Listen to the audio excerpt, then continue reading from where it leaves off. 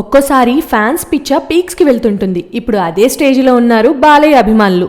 టాలీవుడ్లో నందమూరి నటసింహం బాలయ్య ఆయన fans range తీరు చాలా డిఫరెంట్ అని చెప్పాలి. మంచి చేసినప్పుడు ఎంత నెత్తిని పెట్టుకుంటారో తేడా వస్తే అదే రేంజ్లో తొక్కి పడేస్తారు.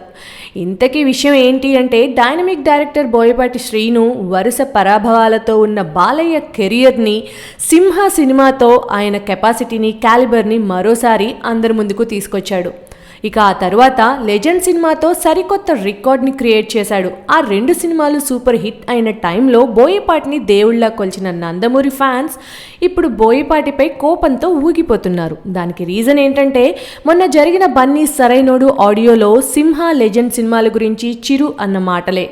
చిరు మాట్లాడుతూ నిజానికి బోయపాటి బాలయ్యతో తీసిన సింహ లెజెండ్ సినిమా కథలను మొదట నేనే విన్నానని, వాటిలో కొన్ని మార్పులు చేర్పులు చేశానని, దానివల్లే బోయపాటి సక్సెస్ కొట్టాడని చెప్పారు. ఇంకేముంది, ఈ మాటలు విన్న బాలయ్య ఫ్యాన్స్ బాగా హర్ట్ అయ్యారు.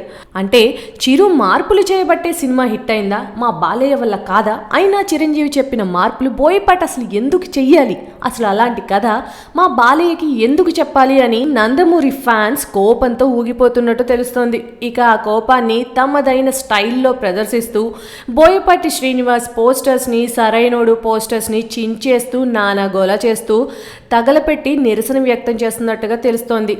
ఏది ఏమైనా మెగాస్టార్ మాటలకు అర్థాలే వేరు.